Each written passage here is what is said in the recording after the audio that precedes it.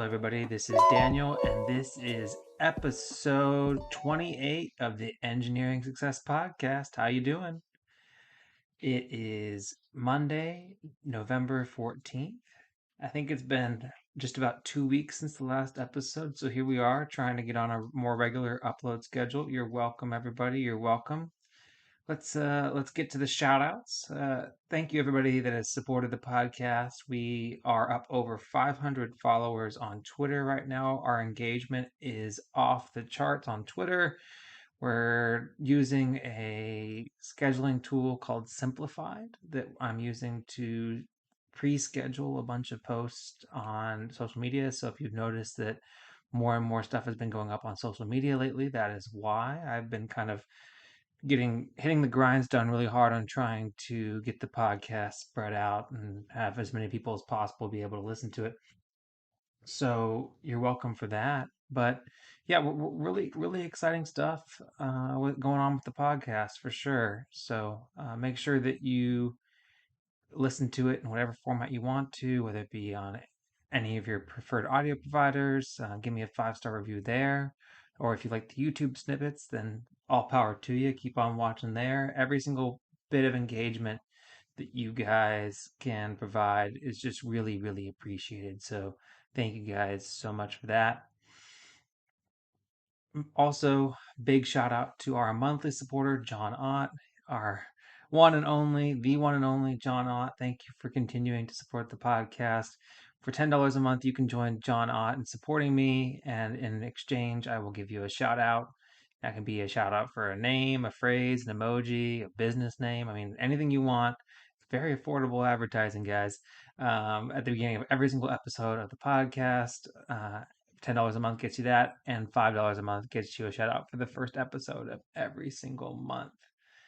Make sure to follow on all the social media, and yeah, that's the intro. Life's good.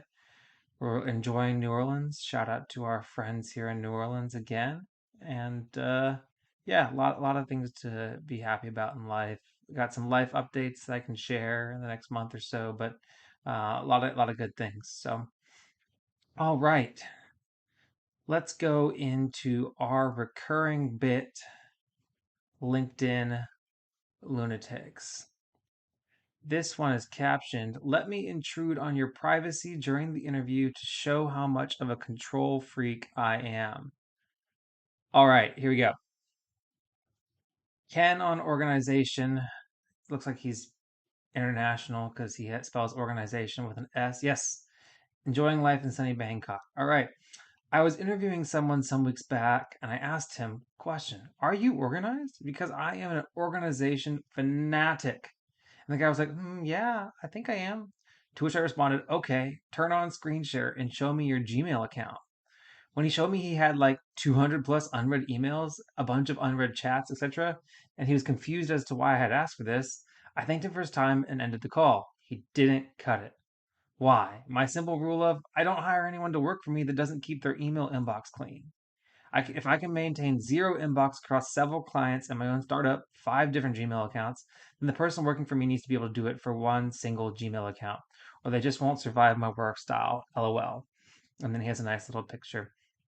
Cool, Ken.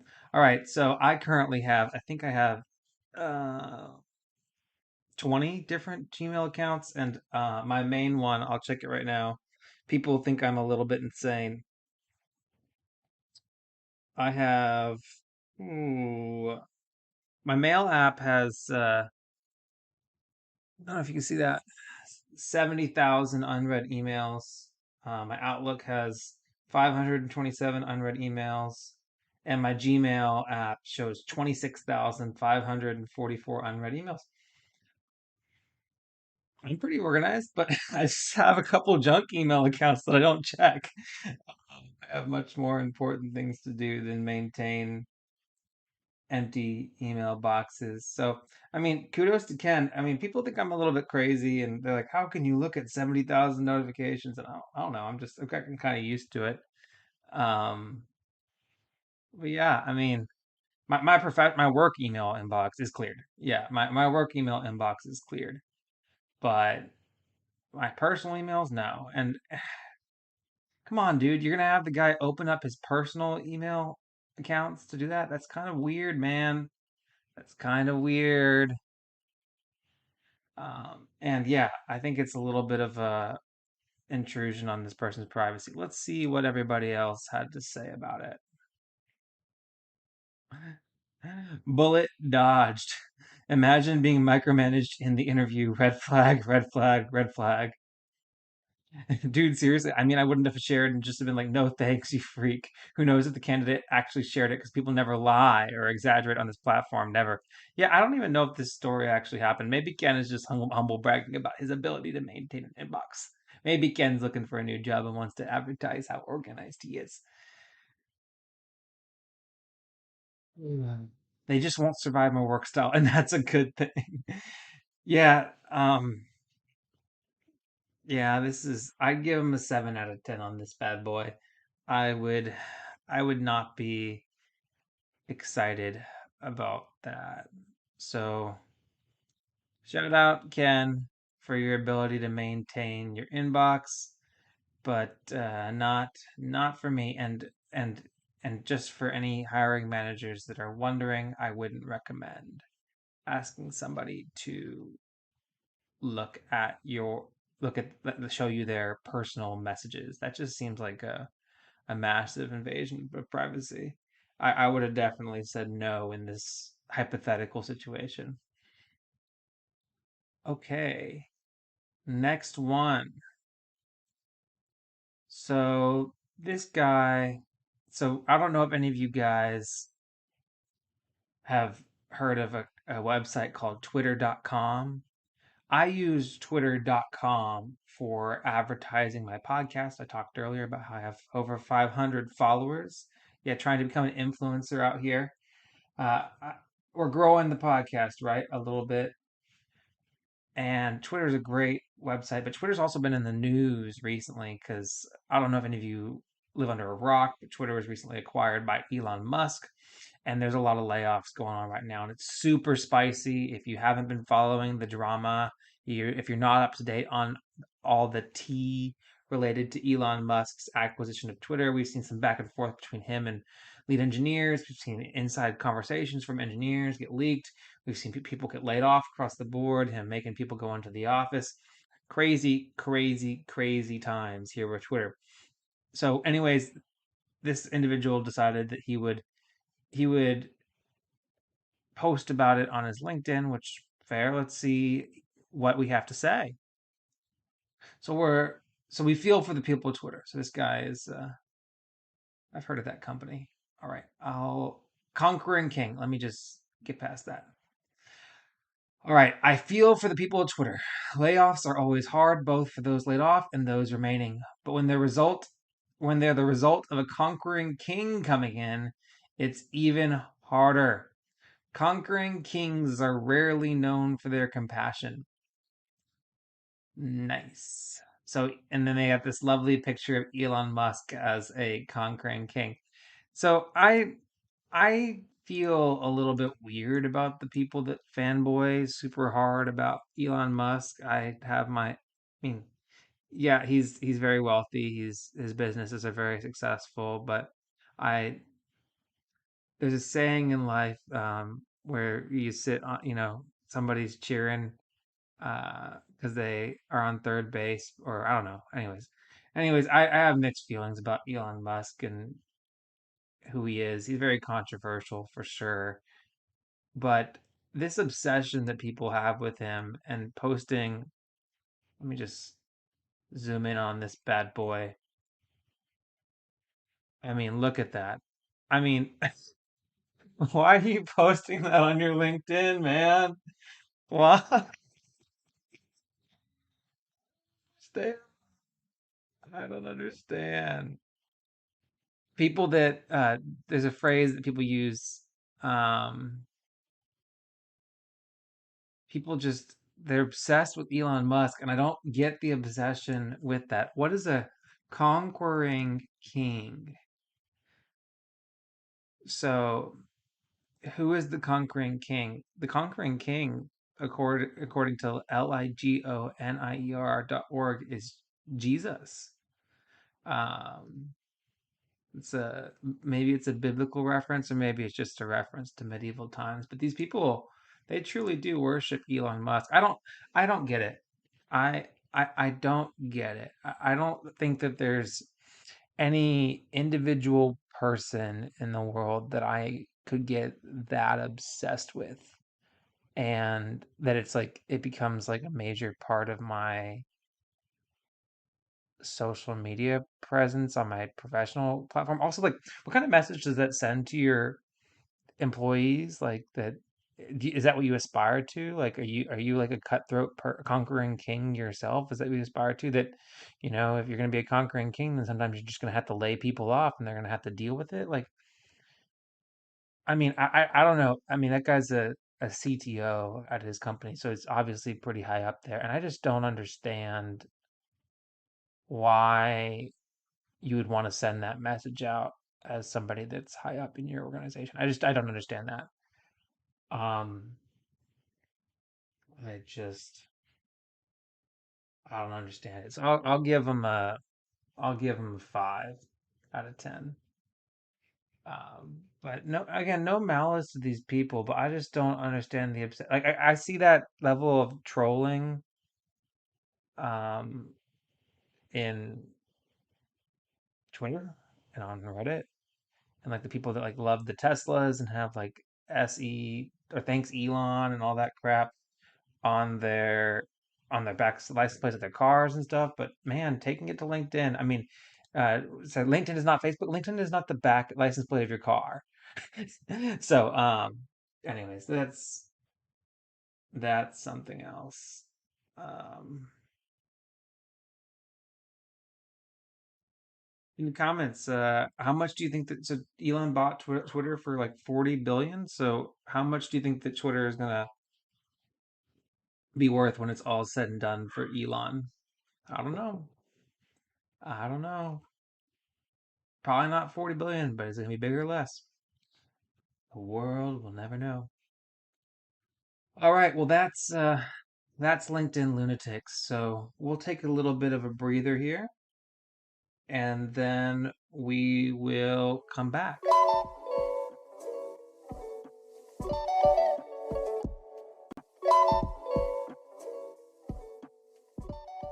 Well, hopefully you got an ad there. Thank you to Anchor for making all of our ads possible. Now we're gonna go into a question that I thought was pretty cool. So I watched my analytics for the podcast, and one of the most popular videos on YouTube. So the most popular segment that we run, and this is kind of how I see what segments are doing good. This is why we have recurring segments for LinkedIn Lunatics, because that stuff is performing well. Another thing that really performed well was what was the difference between an electrician and an electrical engineer. And this was a segment that I posted over a year ago, and it has become my most watched video on Facebook. So I said, all right, cool, let's do the difference between a mechanic and a mechanical engineer. So, ta-da! If you're watching in video format, you're going to see a lovely presentation that I dolled up on the difference between a mechanic and a mechanical engineer. What is the difference? Well, let's see. So, what is a mechanic? A mechanic is somebody that repairs or maintains machinery. So generally they have some kind of specialty like a car or like a heavy machinery like a tractor, track hose. But a mechanic is a person that repairs and maintains machinery.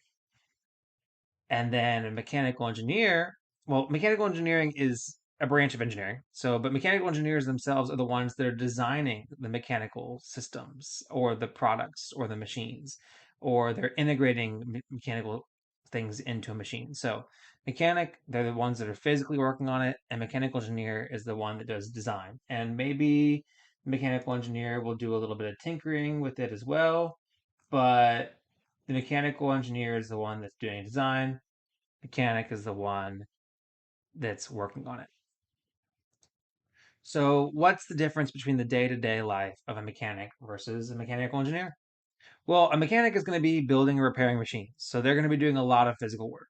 And their responsibility is to do it safely. So, their job is to do a high quality work at repairing or building something and do it safely. And there's an organization called OSHA that regulates how they have to work safely. um, Mechanical engineer designs the machines. So they're specifying machines as part of a larger system. They're working in a team of other engineers that are maybe also working with the mechanics and collaborating with the mechanics for input onto the design. But their responsibility is to make a safe design and meet all safety and regulatory requirements for what they're doing. So, what kind of work environment do they have? A mechanic's going to be working in a shop. So they're going to have heavy equipment that they're going to be working on, or an auto shop. So we're talking like a maybe an air conditioned building, maybe not. Or they're working out in the field. So if they're a millwright, which is just an industrial construction mechanic, they'll be doing welding and bolting equipment with hydraulic equipment and hydraulic tools. So, but on the converse, a mechanical engineer's work environment can vary a lot. Most of them work in an office setting, and some of them also will travel to the field, and some of them might even be able to work remotely, work from home. But they're working with office staff such as designers, drafters, salespeople, people that are managing the project, people that might be a product manager that follows a specific product through the life cycle of its design. They're working with safety and quality people, and they're working with, if they're working in construction, they're working with construction managers. And then some engineers become field engineers, and they actually can work out in a production site, in a production line, or in a construction field. So, different variability in the different types of work environments that you can have as a mechanical engineer. What kind of education do you need? Well, for a mechanic, you generally require maybe like a high school diploma or a GED, but generally there is not a formal education requirement for a mechanic. Though there are, associates programs where you can get maybe an AAS, and I'm going to start speaking beyond my knowledge, but you can go to like an associate's program and kind of get the experience and get the background you need to go work on cars and then go get a job to be a mechanic. But life training and education you have as a mechanic is generally employer specific. And so, for example, if you work for Audi, you might go through Audi's series of mechanic training programs to become an Audi master mechanic. And then if you wanted to transfer to another auto manufacturer in their in their mechanic shop, then you might need to do some proficiency and show them a resume and show them what kind of experience you have, and then they'll transfer you into wherever their appropriate level of experience they think that applies for you is. And then any licenses you need as a mechanic is generally a regional business license, for example, or an employer specific licensing, as we kind of talked about previously. For a mechanical engineer, it's a lot more formal. So that you're talking like a 4-year degree program. Some people get a master's, some people even get a PhD. A license you can get as a mechanical engineer is your professional engineering license. It's 2 exams. You take your fundamentals of engineering, and then your, I don't remember what the second one. I should know what the second one's called. I think it's just it's called the Principles and Practice of Engineering PE exam. So your fundamentals of engineering and your principles and practice of engineering, and then you have to have a certain number of years of experience in the U.S. depending on your state. In Texas, is 4 years, and then you can get licensed as a professional engineer, which gives you your engineer's stamp. You can stamp drawings.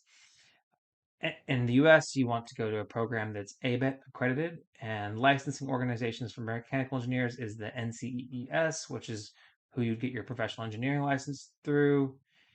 Well, you take your professional engineering licensure exams through, and then another professional organization that a mechanical engineer might be familiar with is the American Society of Mechanical Engineers if you're in the US. So, very different types of education requirements. What kind of skills? I'd say that the skills are actually pretty similar. Both instances, you need to have good problem solving skills. You need to be able to communicate and work in teams. But the mechanic, you got to have some physical skills. You got to be able to handle a tool, and you have to be disciplined. You got to show up for your hours. You got to show up on time, leave on time. You got to manage your physical hours. For a mechanical engineer, again, problem solving, you might have to work in some digital softwares. You might have to have an additional level of computer technical efficiency. You'll have to have a lot of general understanding of engineering concepts that you might have learned in school. understanding of regulatory requirements and knowing how to navigate that process.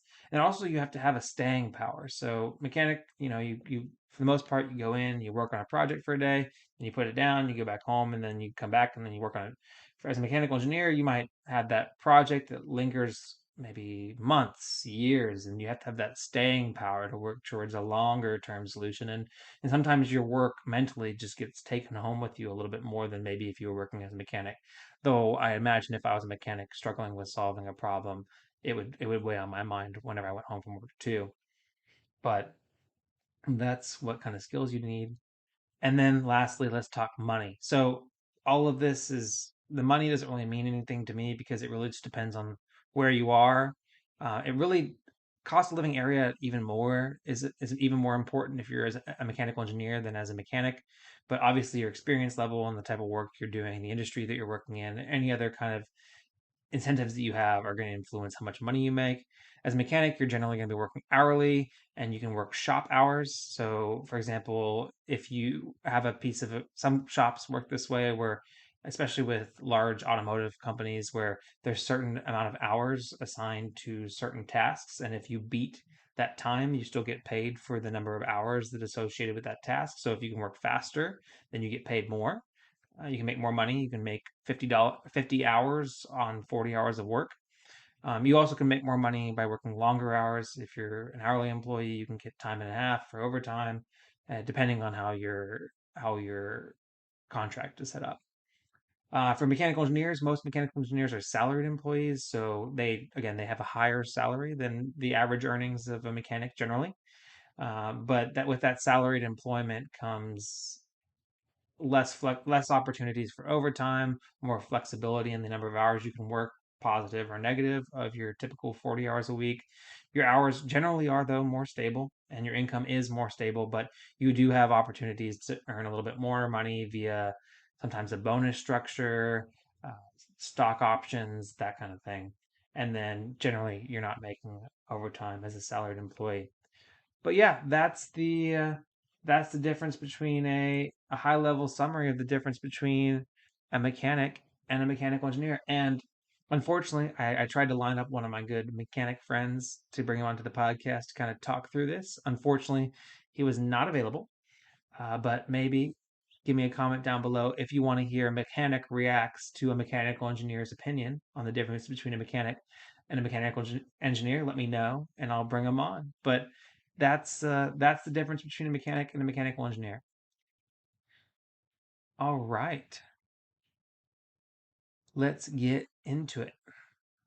All right, next question. So when do we get to enjoy the college experience? I'm genuinely curious as to what point in my college education I'm supposed to look around and be like, yeah, this is great. I hope it never ends. And this was posted in our engineering students.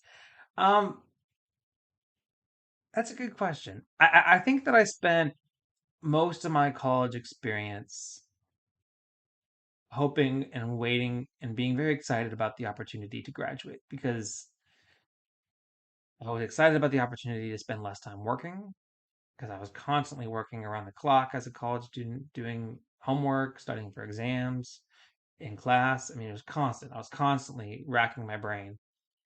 And also, I wanted to make money. And didn't want to be spending money. So I spent a lot of my college experience feeling that way. And it wasn't until I graduated where I realized, I really enjoyed living in a walkable community. I mean, there's something about being able to call all your friends and all your friends being in generally the same area as you. So what I encourage you to do is that's just one example, but think about the things that you're not going to be able to do whenever you're no longer in college. You're not going to have all your friends in as close proximity to you as you have them now. You're not going to be able to hang out with people on a flip of a button as quickly as you are right now.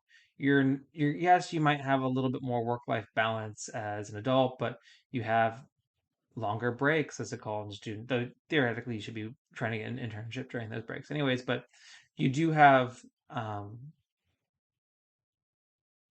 longer breaks, and once you're a professional, um, the stakes are just higher. You're once you graduate from college, if you're a traditional college student that goes to college for 4 years right after high school and then goes and works professionally. I mean, it's a really special time in your life where you don't have as much responsibilities. You have responsibility to be a good student, and then whatever financial obligations that you have. Everybody's situation is unique, but the level of the stakes are lower.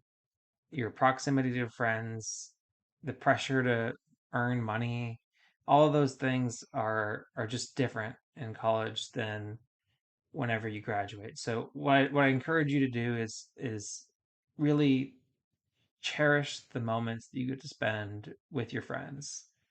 Um, yeah, you might live in the same city as some of your friends after you graduate, but I saw I saw a graph the other day that showed the amount of time that you'll spend in your lifetime with different people in your life.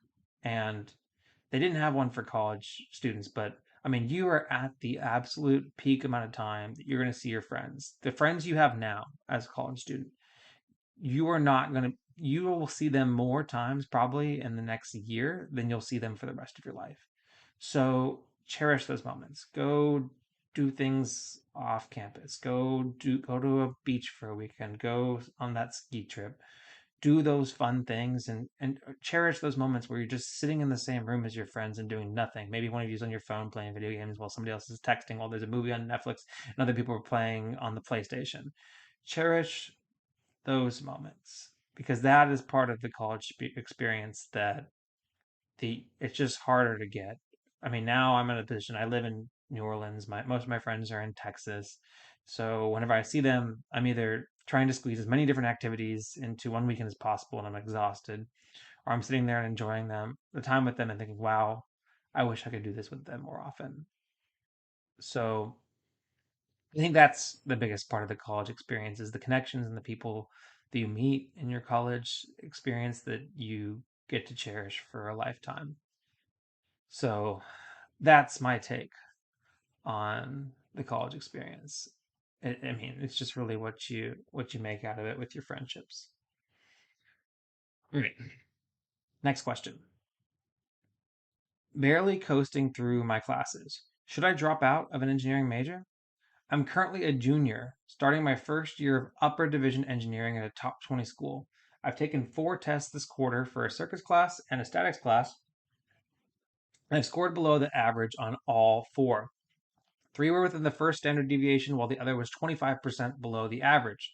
I'm trying really hard and busting my butt, but I don't think I'm smart enough to compete with the kids at a school like this. Not sure what I should do. I like what I'm doing and I don't want to quit, but I feel like my grades might make that decision for me. You know, you're a junior, so you've passed most of the weed out classes already. And you say you're barely coasting through your classes, but here's the thing. You are coasting through your classes. And yeah, you're below average, but are you passing? So here's the thing. Once you've graduated and you've gotten your first job, you're just going to be another graduate from that university with XY experience you've accumulated since graduating. So if you're understanding the material enough, you're a junior. So you've made it this far. You've had your studies habits and your study skills that have gotten you this far and your quote unquote weed out classes, you've made it past that. And you're in your major, taking your major specific classes. So what has changed? I'm sure your study habits are generally the same, but maybe for example, your study group is changed because some people are in different major specific classes. Maybe you need to do an update on your study group. Maybe are you studying with groups of people? Uh, are you doing enough practice problems? I mean, you said you're within the first standard deviation and the other one was 25% below the average. I mean, we all have a rough exam season. Maybe you had other extenuating circumstances around the fact that you performed poorly, but I think that you started taking elective classes. They're probably a little bit different in format than your regular fundamentals classes. So don't just pull the trigger at the first sign of problems and just flee. You definitely should at least push it out. And again, you made it through. You made it to your junior year. You can make it 2 more years. You made it halfway through. There's no reason to drop out now. I think you're really going to regret. You're really going to regret. Sorry, my dog is freaking out for no reason back there. But you're really going to regret dropping your major halfway through because I mean, what are you going to reset and do next? So, all right. I don't know. Luca and Twyla are just so fun. So what happens is that they'll just be chilling, all right? And the Twyla will be just dead asleep, and then it'll